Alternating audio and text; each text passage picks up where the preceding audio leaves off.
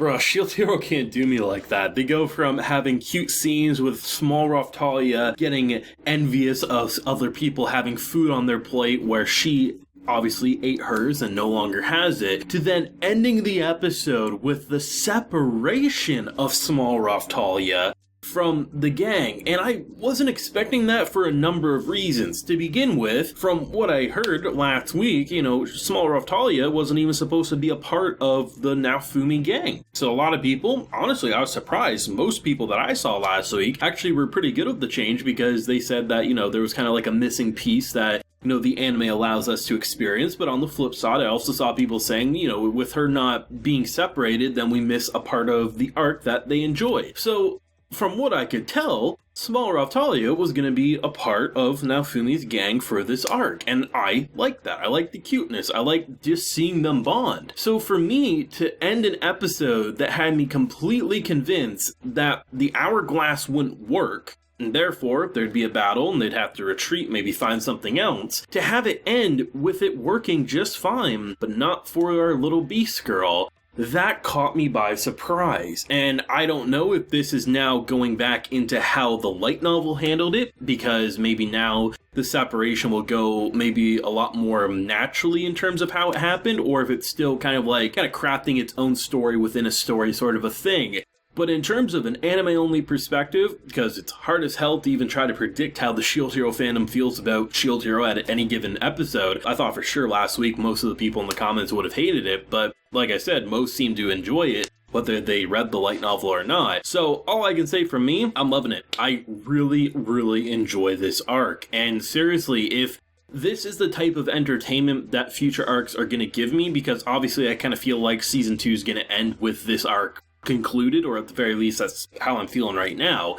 A lot can change in 4 episodes. I mean, if the next arc after this has any of the same type of excitement and also cute moments and fun moments, I mean, Shield Hero is going to be great for me for some time to come. And this episode was fantastic for a number of reasons. I mean, I love the merchant side of things. I mean, if you watched last week's video, I talked about kind of returning to the basics, almost a return to form, you could say. A lot of simplistic moments, but this time going back to no matter what world he's a part of, this man's always going to be a traveling merchant. But it's kind of nice to see kind of scam lord, scum lord Naofumi, because it's not like what he was selling was bullshit. It's just the way he went about selling certain things. Once he had the customers on a leash here, he could accidentally have characters trip and fall, and oh no, all the bottles are broke except one. The price just went up. So, even though he's only selling one bottle, in comparison he might have been able to sell 12 before, that one bottle is going to sell more than 12 combined ever would. And I'm like, this man is going to such lengths, which I don't blame him. I mean, he's in a new world, he got screwed around, and he has no levels, no money, so he's got to make bank. But it was fun to see how he went about making said bank, and the visceral rage in the crowd, because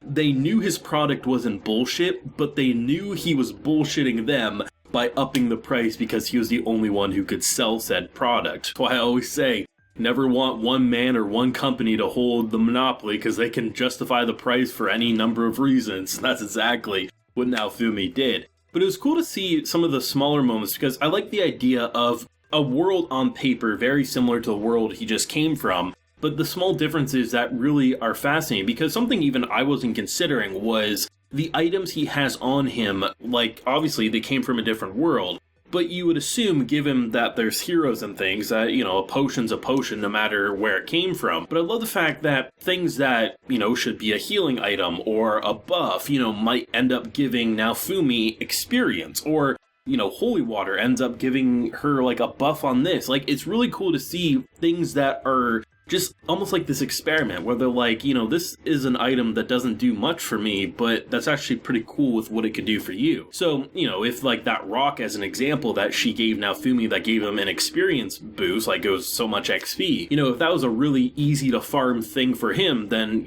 therefore he could get a lot of levels very quickly, need be. It's just cool to see the ways that the smallest of details can get changed. Maybe not in a massive way that's jaw-dropping, but it's really cool to see characters, in awe of that experimentation, because for them, they've known nothing different since they've really come to be a part of this new game-like world. Or also like the kind of like intro of the episode when we see all the different races and just, how much variety there is to their culture, whether it's the spirits, whether it's, people in Lark's party and stuff like that. It's just really nice to see that as you have this very old school Japanese architecture with the buildings and the background detail. Like, it wasn't the flashiest episode, but I mean, there was some nice details in the visual department that may not have moved as much as your Sakuga Fest, but it still, I thought, got across the characterization and the personality that they were going for of this world. Honestly, like, I was totally expecting the man when he came out of that, like, almost the building where they're talking about how the teleportation and stuff was going on. I was like, okay, two things are happening here. One,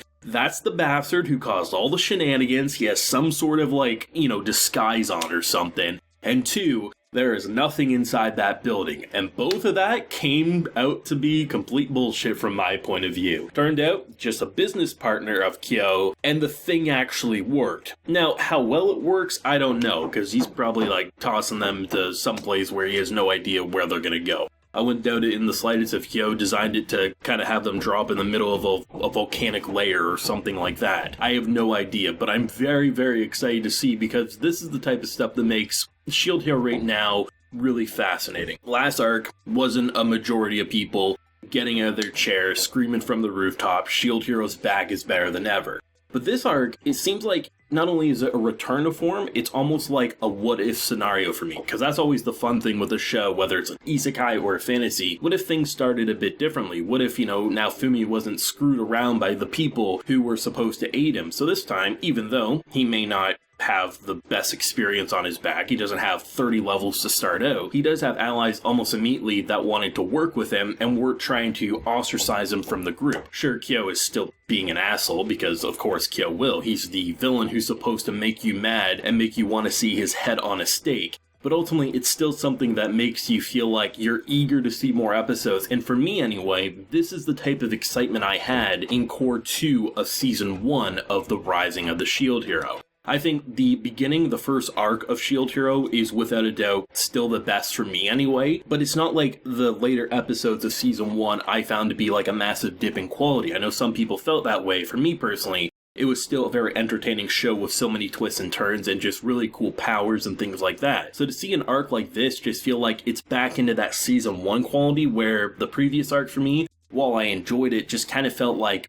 there was missing elements that just made it feel like it was a miss of an arc. It's so good, because, I mean, seriously, this could have easily been a Season 2 that, for me, even someone who wasn't hating the previous arc, I could have said, even though we're getting a Season 3, am I excited to watch it? But this is the type of arc and episode that really propels my excitement back up to say, I'm absolutely excited for Season 3. I'm ecstatic for Season 3. And that's the type of excitement you want to end on, because had the arcs been reversed here, right? I mean, leaving off for a year break to get into Season 3, a lot of people may not come back to watch it. But if you're ending on a banger of an arc with a great antagonist, the separation, what happens to Raftalia while they're separated, there's a lot of cool shit that is going on. And that's what makes Shield Hero such a great world to experience. And now there's two great worlds to experience, and I'm really excited to see how long they'll be a part of this new world, and ultimately, how much hair is going to be pulled from this man's head as he fears for not only where Philo is, but also,